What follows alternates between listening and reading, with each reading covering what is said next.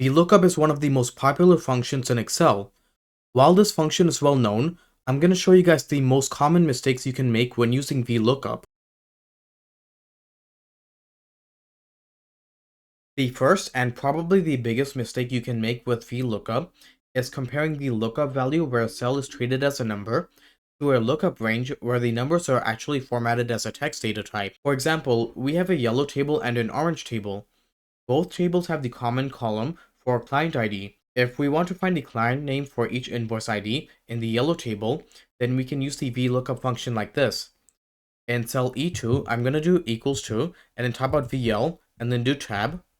The lookup value will be the value in cell B2, and then I'm going to freeze the column reference, comma. The table array will be the orange table, where the client ID will be in the left side of the table, and then freeze both references, comma, and the column index number will be number 2 since the client name is located in the second column of our range, comma, range lookup will be 0 for exact match, which is another way of saying false. Close this out and press enter, and we get back an NA error this time. If we drag the function down, we still get the same NA errors for the other rows. Our function is correct, but if we compare the client ID columns in the yellow and orange tables, you'll notice one key difference. The client IDs in the orange table have these green markers in the upper left corner of the cell, while the ones in the yellow tables do not have any. If I move my mouse to one of the cells in column J, we get this triangle symbol here. If I hover my mouse over it, we get the description. The number in the cell is formatted as a text or preceded by an apostrophe. What this basically means is that the values in column B's are treated as actual numbers, while in column J, these looks like numbers, but they're actually treated as text. So there's a data type mismatch going on. And one way to fix this is that we can highlight column J with Control Space and go to the Data tab, go to Text to Columns, and we can leave all the settings here alone and just go to Finish and click on it. And what Text to Columns did is that it forced the conversion of all the text data types into actual numbers. And as a result, the VLOOKUP function returned the client name this time. There's another way you can do this as well. I'm going to do Control Z. If I select the cells from J2 down to J6, and I go to the triangle symbol again, click on it, I can select the Convert to Number option, and it does the same thing as before. Another issue I see people using with the VLOOKUP function is not using absolute cell reference for your table range.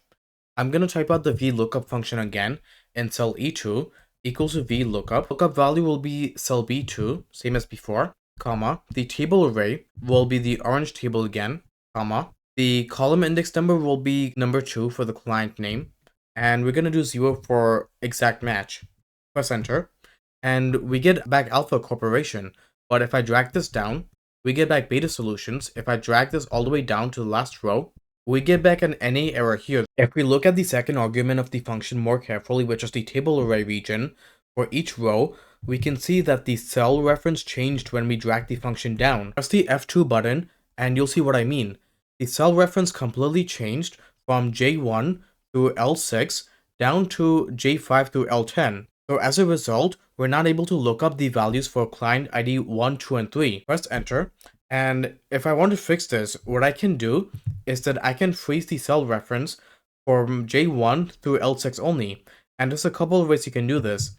You can manually type out the $signs in front of the column and the row, or you can press the F4 button to include both $signs in front of the rows and columns. And for safety measures, I'm going to freeze the cell reference for the column here and cell B2 only. Press enter, and nothing changed, but if I drag the function down, Control D, we get the actual value that's associated with this client ID this time, and you'll see that the cell reference didn't change, it stayed in place. So if I press F2 on the cell again, it's referencing the original table. For issue number 3, I've seen people putting the lookup range not on the leftmost side of the table array. The lookup can only read data from left to right and not vice versa.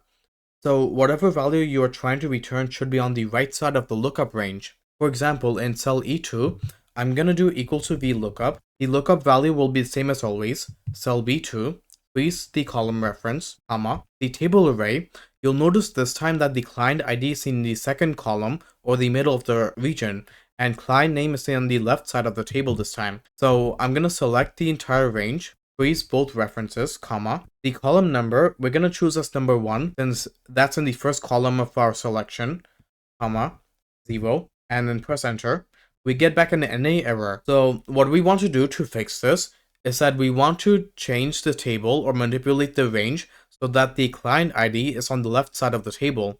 What we can do is that we can cut the client name column, Control X, and paste it in the middle between client ID and city. So I can just insert the cut cell here, and we get back a number this time instead of an NA error.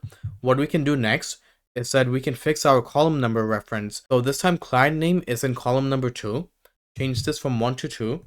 Press enter. We get the client name again, Alpha Corporations, and just drag the function down. And it looks like there's no issues. We've gone over 3 common mistakes you can make with the VLOOKUP function, but are you guys ready for the last one you can make? Well, the last one is that you're still using VLOOKUP for your work.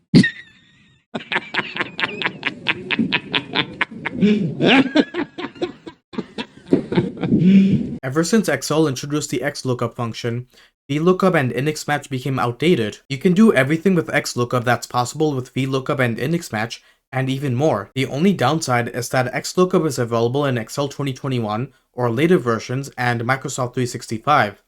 So if you have an earlier version of Excel, then you won't have access to this amazing function. If you're interested in learning more about XLOOKUP, then I highly recommend you watch this video I uploaded before, where I show you 4 cool tricks you can do with the function. If you guys found this video to be helpful, then please like and comment down below what else you'd want to see. And if you haven't already, subscribe. You can also follow me on Instagram and LinkedIn to get notified of the latest video I upload. Until then, I'll see you guys next time.